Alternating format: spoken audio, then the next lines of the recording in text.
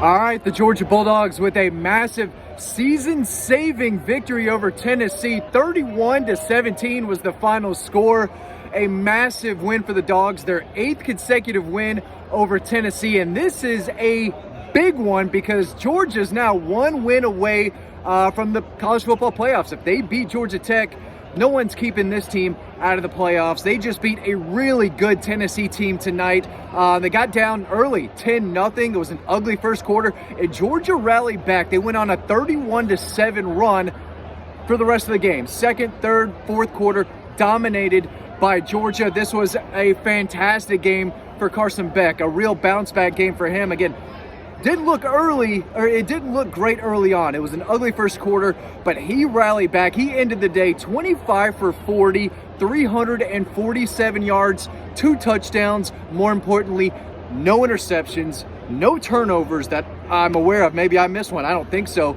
He rallied that Georgia offense several drives today. He made some really big throws, still had some drops, way too many drops by the receivers today.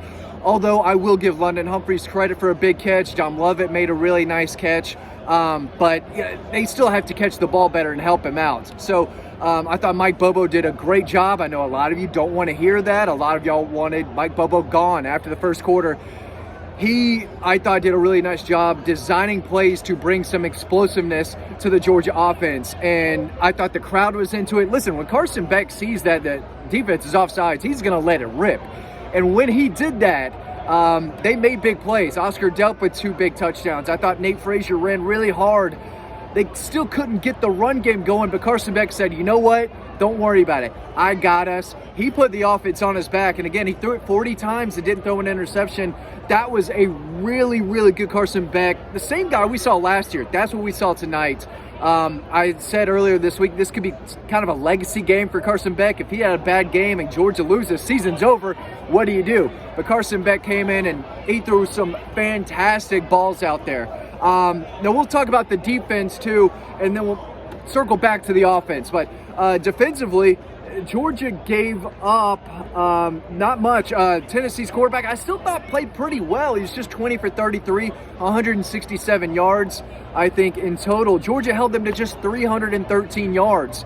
And I know that they really struggled, getting to that 30-point mark in SEC play, but Tennessee didn't even score 20 tonight.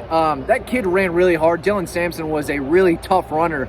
And Georgia made the plays. I mean, this wasn't an easy game. I still think that's a really good Tennessee team that should probably not slip out of the top 10. I mean, there's no reason that Tennessee should drop in the rankings for coming into Athens. And yeah, you lost by double digits again, but that's what they're used to. They lose by double digits to Georgia every year. And I'll say this quickly before I talk about the game. If you have a friend who is a Tennessee fan, check on them. Check on them right now, because I've got a couple buddies who are Tennessee fans, and the Tennessee tears are flowing. Tennessee fans will say that this game was rigged, that there were the officials were all one side, all Georgia, all game long. And Georgia did get some breaks with some of the officiating. I'd say more went their way than not, but even if the 50-50 calls are 50-50 for both teams, Georgia wins this game. Georgia wins this game, but the Tennessee fans are very upset right now. So if you've got a buddy, check on them. But again, Georgia went on a 31-7, run in this game. They're down 10. It's not looking good in this stadium at all. It was quiet, and they rallied. They got a touchdown. Let's look it up real quick, because Georgia went punt on their first 3 drives. It was ugly. I tweeted out some numbers. Carson Beck was like 2 for 8, 14 yards. It was bad. But then they go touchdown in their last drive of the first quarter, touchdown, field goal to end the half. They had a golden opportunity for a touchdown. I know a lot of people say that's going to be a bad throw by Carson Beck to Dom Lovett. I thought Dom Lovett's got to catch that ball. It was not a perfect pass, but you got to catch the football. You got to turn around and make some type of athletic play. The ball hit him in the hands when he was in the end zone. That's more of a drop, but the pass should have been better. It should not have been that difficult to try to catch the pass. But that's the stuff. Those are the plays that they've got to hit. Even the first play of the game, beautiful ball down the field, and it hits Arian Smith in the chest, in the arm. You got to catch it with 2 hands. I know it was a tough catch, but his receivers got to help him out a little bit more. And I know they came up with some big clutch catches, tough catches towards the end, but he could still get some help, but the offensive line was tremendous. I meant to mention them earlier. The offensive line, after that performance against Ole Miss, when they got bullied, they got pushed around, they got embarrassed, they were phenomenal. Now, it was tough to run the ball, right? The running lanes weren't there all the time, although Georgia did rush for 106 yards, 68 by Nate Frazier. Carson Beck with the 10-yard touchdown run. I tell you what, man, he played gritty, tough football, and things I thought changed right before their first touchdown.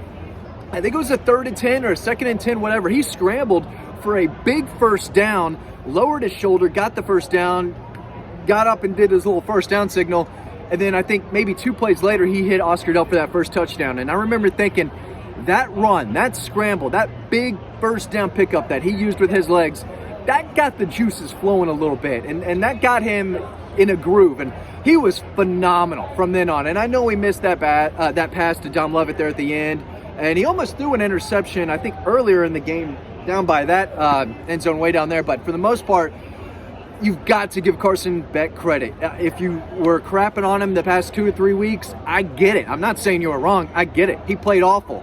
And you have to say it. When he plays bad, you say that kid played bad. When he plays like he did today, you've got to give him credit. And I thought he played phenomenal, especially with the way he had been playing, right? To have that performance against a really good Tennessee defense, I thought was fantastic. Defensively, Small Munden, 8 tackles. KJ Bolden, 8 tackles. Jalen Walker, 8 tackles. End of sack. Chaz Chambliss, 2 more sacks for Chaz Chambliss. I know people don't like him. Maybe, I don't know if it's because of the way he looks or what. He hasn't been great all the time throughout his career. There were some times where it seemed a little off with Chaz Chambliss, but he's getting after it, and he's having a better year than people think. 2 more sacks for him. I thought the secondary played better and better as the game went along. I thought they tackled better and better as the game went along. And again, that kid's tough to tackle. That's a bowling ball that Tennessee has out there. And he was slipping through some tackles early, and I thought Georgia missed some gap assignments. They weren't where they needed to be. They left some running lanes open, and they didn't tackle very well. But I do think as the game went along, they made adjustments. I thought the secondary, those guys played better and better. They limited the explosive plays. They didn't really give up any explosive plays, but they tackled better. They started getting after him towards the end of the game when they knew he had to throw. They sacked him 5 times. Damon Wilson got in there with a sack. Jalen Walker, Small Munden, and of course 2 from Chaz Chambliss. So overall, this is one of the more complete wins that Georgia's had all year. It was a top 10 team. That Tennessee team got aspirations for the playoffs, but so does Georgia. And I think Georgia showed today, hey, we're not as good as what we used to. We're not as good as we were last year and the year before that and the year before that when they won 2 out of 3 national championships. They're still one of the best teams in college football, but they've got to play like that. They've got to execute, and they've got to have solid quarterback play from Carson Beck, not turn the football over. And that's what he did. He played winning football. 2 big touchdown passes to Oscar, ran for another one. We saw some nitro tuggle action. He had 2 catches for 25 yards. London Humphreys, 3 catches for 63 with 1 big catch. That was phenomenal. Dylan Bell got dinged up. He's out for the game. We'll see what Kirby Smart has to say about him later. Brett Thorson, I thought, was really good. But Nate Frazier, he ran hard for a freshman.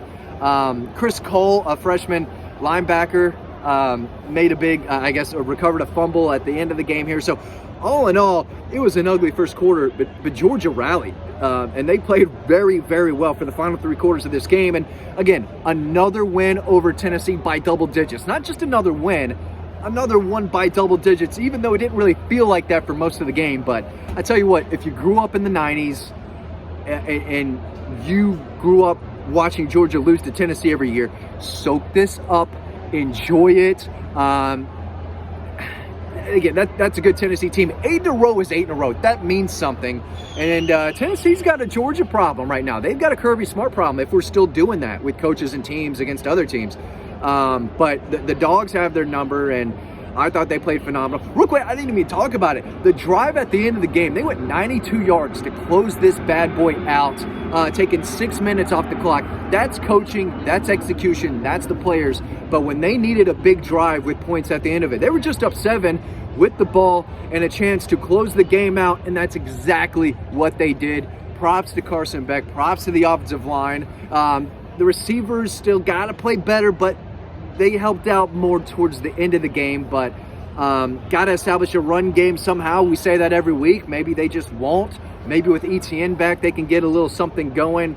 But yeah, beat Georgia Tech, and this team is in the playoffs safely.